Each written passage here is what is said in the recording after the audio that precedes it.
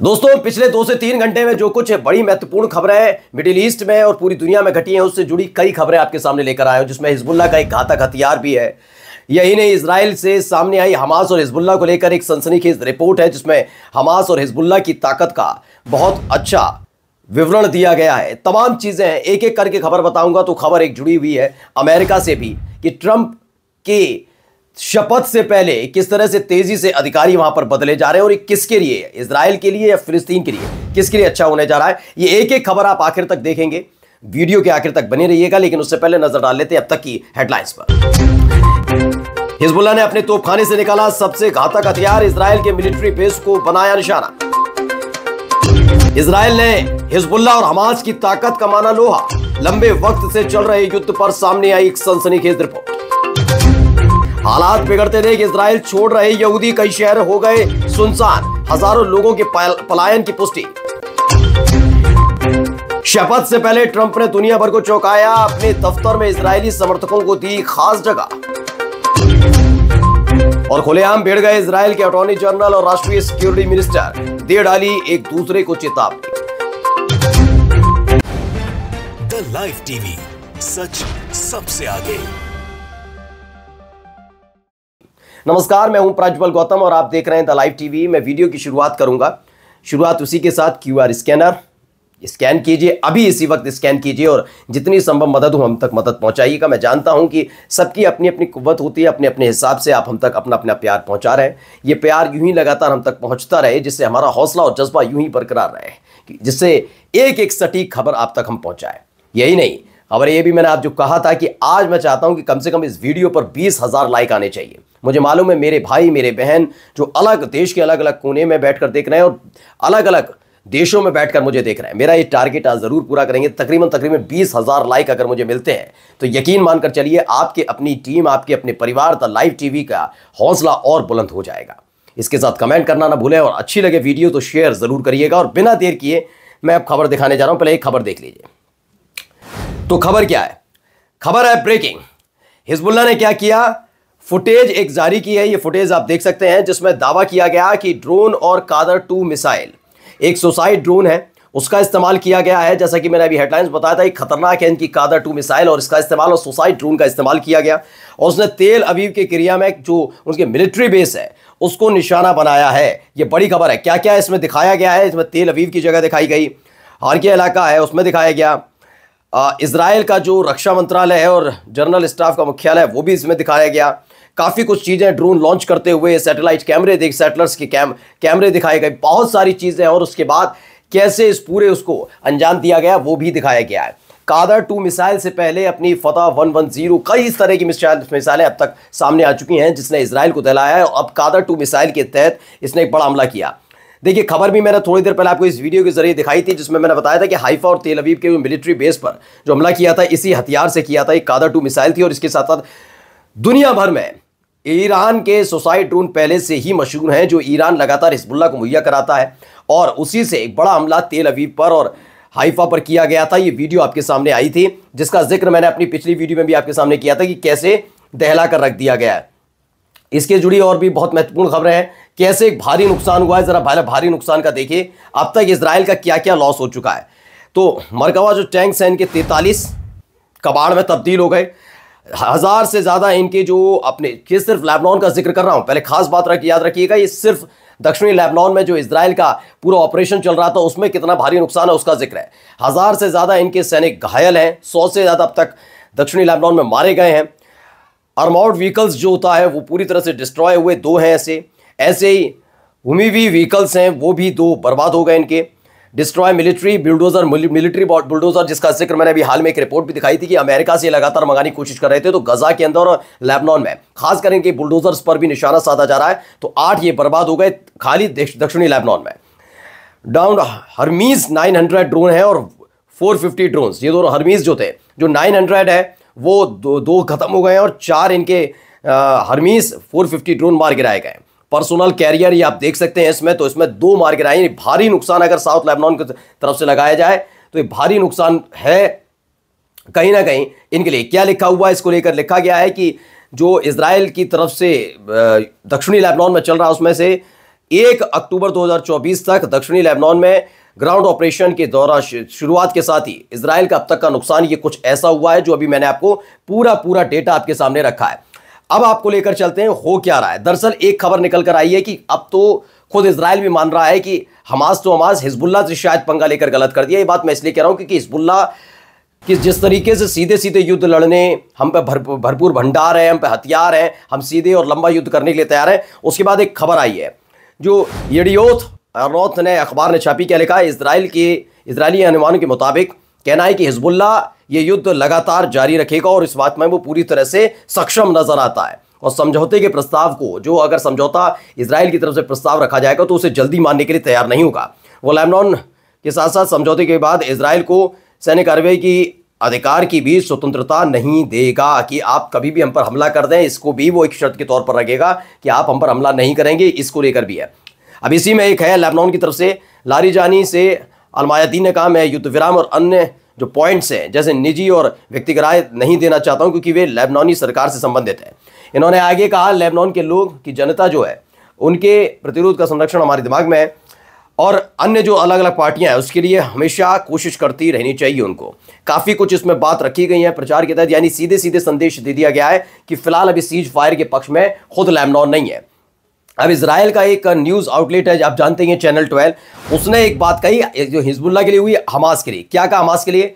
Hamas के सदस्य हार नहीं सकते, Hamas member are not giving up, और उनकी जो क्षमताएं को बहाल करने की वो लगातार अपनी जो ताकत है उसे लगातार और मजबूत करने में लगे हुए हैं।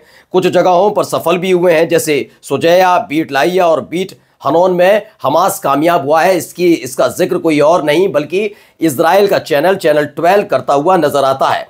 अब एक वीडियो मैं आपको दिखा रहा हूं, पहले इस वीडियो को देखिएगा क्योंकि ये वीडियो इजरायली मीडिया की तरफ से किया गया। इजराइल वॉच है, उसने भी लिखा है, क्या लिखा, जो प्रतिरोध यानी कि जो विरोध हो रहा है, जो लड़ाका संगठन लगातार हमले कर रहे हैं, ने पीड़ित इजरायली निवासियों की तस्वीर सामने रख दी है। दरअसल ये दावा किया गया, मैंने थोड़ी देर पहले एक वीडियो दिखाई थी जिसमें आपको बताया था कि जब से हमले शुरू हुए उसके बाद इजरायली अपने देश को छोड़कर जा रहे हैं।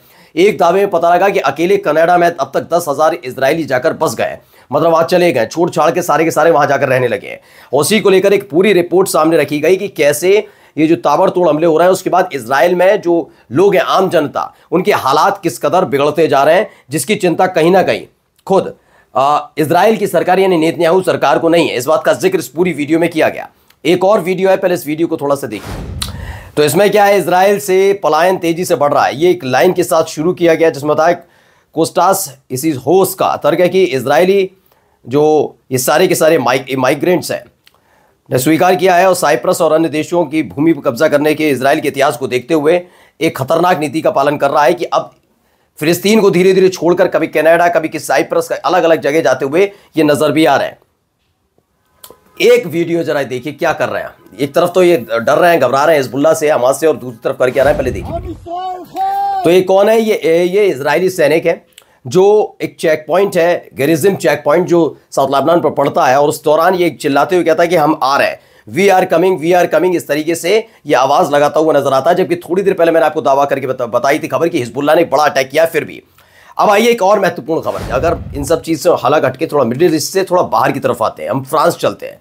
फ्रांस से खबर है कि फ्रांस की एक अदालत ने जॉर्जेस अब्दुल्ला को रिहाई की मंजूरी दी। कौन है जॉर्जेस अब्दुल्ला?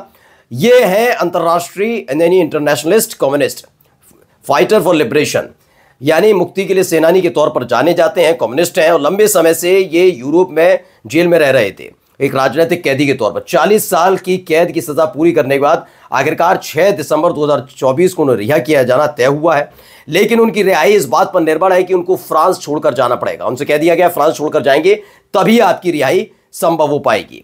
4 दशकों से यानी 40 साल से वो यूरोप की जेल के अंदर बंद थे और अब उनकी रिहाई होने जा रही है। एक बड़े खबर के तौर पर देखा जा रहा है कि कम्युनिस्ट वो लंबे समय से अपनी गतिविधियों के लिए जान पहचाने जाते हैं। अब आइए अमेरिका की बात कर लेते हैं, क्योंकि अमेरिका में आपने सुना होगा कि जब कमला हैरिस और ट्रंप के बीच रेस चल रही थी, यानी चुनाव चल रहे थे, तो अपने अपने तरीके से, चाहे वो कमला हैरिस हो या फिर डोनाल्ड ट्रंप हो, दोनों के दोनों ये कह रहे थे कि जो मिडिल ईस्ट है वहां शांति लाएंगे, इजराइल पर दबाव बनाएंगे, तमाम चीजें होंगी। क्या ऐसा होने जा रहा है? नहीं। खबर क्या पढ़िए, Trump is filling his upcoming administration with staunch supporter of the Israeli occupations. यानी आपको समझाता हूं क्या कह रहे हैं। इनका कहना है कि भैया अभी तो जनवरी में होनी है ताजपोशी, यानी राष्ट्रपति पद संभालेंगे, लेकिन उससे पहले ही एक प्रशासनिक टीम बनती जा रही है ट्रंप की। और इसमें दावा किया गया है कि इसमें इजराइल के जो कट्टर समर्थक हैं उनको ज़्यादा जगह दी गई है, जबकि फिलिस्तीन के अधिकारों के विरोधियों से भर रहे हैं। जो फिलिस्तीन के विरोधी हैं उनसे इसे भरा जा रहा है। इसमें बताया गया माइक हुकाबी को इजराइल में अमेरिकी राजदूत के रूप में नामित किया गया, जो वेस्ट बैंक के अवैध कब्जे का समर्थन करते हैं और दावा करते हैं कि फिलिस्तीन जैसी कोई चीज़ नहीं है। माइक हुकाबी, उनको इजराइल में अमेरिकी राजदूत के रूप में नियुक्त किया गया। वहीं नेतन्याहू ने वेस्ट बैंक बसने वाले नेता के यही लीडर को इजराइल के अमेरिकी राजदूत के रूप में नियुक्ति दी है। यानी दोनों ही तरफ ऐसे लोगों को बिठाया जा रहा है जो सीधे सीधे फिलिस्तीन से को पसंद नहीं करते, उसको मान्यता ही नहीं देते, मानते ही नहीं उसका कोई वजूद है। ऐसे लोगों पर, ऐसे अधिकारियों पर लगातार ट्रंप भरोसा कर रहा है। द टाइम्स ऑफ इजराइल की भी खबर आई जिसमें बताया गया, एक बहुत सनसनीखेज रिपोर्ट आई कि इजराइल ने पिछले महीने ईरान हमलों में परमाणु हथियार अनुसंधान यानी कि जो वेपन रिसर्च फैसिलिटी है उसको निशाना बनाया था। उसके बाद ही आपको याद होगा कि ईरान ने कहा था कि अगर उनके इस फैसिलिटी सेंटर को कुछ होता है, न्यूक्लियर पावर फैसिलिटी सेंटर को कुछ होता है, तो इजराइल को बहुत बुरी तरह से दहला कर रख देंगे। वो बात अलग है, उसके बाद हमले रुके और इस पर विचार भी किया गया। एक और खबर जो ईरान से ही जुड़ी है, ईरान का कहना है कि जनरल सुलेमानी हत्याकांड को कानूनी रूप से आगे बढ़ाने के लिए वो तैयार बैठे हैं। ईरान ने अमेरिका की द्वारा शीर्ष आतंकवाद विरोधी कमांडर ईरान की तरफ से तो जनरल कासिम सुलेमानी को एक आतंकवादी के तौर पर रखा गया था, लेकिन है नहीं, तो आप जानते ही हैं कि हत्या के संबंध में कानूनी न्यायिक कार्रवाई करने की अपनी प्रतिबद्धता दोहराई है। प्रेस टीवी की खबर है कि जो दोहरापन वहाँ पर देखने को मिल रहा है, लेकिन कासिम सुलेमानी हमारे लिए बहुत महत्वपूर्ण है, ईरान ने ये बताया। और उन्होंने कहा कि जो हत्याकांड हुआ है उसकी जांच अब हम अंतर्राष्ट्रीय स्तर पर भी करवाना चाहते हैं। चलिए अगली खबर पढ़ लेते हैं कि इजराइल से रिलेटेड निकल कर आई है। इसमें बताया गया है कि जो अखबार है, इजरायली अखबार होरेट्स, उसके मुताबिक इजराइल के अटॉर्नी जनरल गली बहारावा मियारा ने प्रधानमंत्री बेंजामिन नेतन्याहू से कहा, क्या कहा, राष्ट्रीय सुरक्षा मंत्री इतामार बेन गवीर की सुरक्षा मंत्री के रूप में उनकी भूमिका पर कहा है कि एक बार फिर से सोचिए क्या वो ये इस पद पर बने रहने के योग्य है। क्योंकि अभी 2 घंटे पहले मैंने आपको एक खबर दिखाई थी, इस खबर में मैंने साफ साफ आपको बताया था कि विवाद बहुत लंबे स्तर पर चल रहा है। यही अटॉर्नी जनरल थे बहराव मियारा, जिनके लिए बेन गवीर ने कहा था नेतन्याहू से कि उनको उनके पद से हटा देना चाहिए अटॉर्नी जनरल को। उसके फौरन बाद ही अब अटॉर्नी जनरल का बयान आ गया कि पहले ये देखिए कि इनको कैसे हटाया जाना है। आप अपने मंत्री को हटाइए, काफी गंभीर आरोप बेन गवीर पर लगते भी रहे हैं। अब प्रेस टीवी की एक खबर है जिसमें बताया गया इस्लामिक क्रांतिकारी नेता आयतुल्लाह खामेनी के सलाहकार अली लारीजानी ने बेरूत में अमन आंदोलन के अध्यक्ष और लेबनानी संसद के अध्यक्ष नबी बेरी से मुलाकात की। और मुलाकात के बाद जो कुछ हुआ जरा इसमें दिखा देता हूं। ईरान के सर्वोच्च नेता ये मिडिल ईस्ट स्पेक्टेटर ने बताया कि सीरिया के राष्ट्रपति बशर अल असद और लेबनान के संसद अध्यक्ष नबी बेरी को आयतुल्लाह खामेनी का एक विशेष संदेश भेजा गया, जिसमें काफ़ी कुछ बातें लिखी गई हैं और ख़ासतौर पर मौजूदा हालातों को लेकर लिखी गई है। वहीं प्रेस टीवी की खबर है कि गाज़ा में जो कुछ चल रहा है, गजा में जिनोसाइड जो चल रहा है, इनका कहना है जिनोसाइड है। इराकी प्रदर्शनकारियों ने इजराइल, अमेरिका और ब्रिटेन के झंडे जलाए। ये खबर मैंने आपको थोड़ी देर पहले भी दिखाई थी कि कैसे जो हमास ने एक अपील की थी, अपील में कहा गया था कि जो मुस्लिम परस्त देश तो नहीं है, कई और भी देश हैं जहां पर इजराइल को सपोर्ट करने वाले देशों के दूतावासों को का घेराव हो, और वो काम अब तेजी से हो रहा है। और जाते जाते एक वीडियो आपको दिखा रहा हूं, पहले ये वीडियो देखिए। तो ये भी अब न्यूयॉर्क में हो रहा है। दावा किया गया है कि गजा के अंदर जो कुछ चल रहा है उसे खत्म करने के लिए अब न्यूयॉर्क में अमेरिकी नर्सें भूख हड़ताल पर बैठ गई हैं। यानी अब तक की ये पूरी खबरें मैं आपके सामने लेकर आया हूं, पूरा एक बंच था जो पूरी खबरें अब तक की अपडेटेड खबरें हैं। आगे भी जो खबरें होंगी सबसे पहले आपको अपना चैनल द लाइव टीवी दिखाएगा, लेकिन एक काम करना मत भूलिएगा, लाइक, कमेंट एंड शेयर। नमस्कार। द लाइव टीवी, सच सबसे आगे।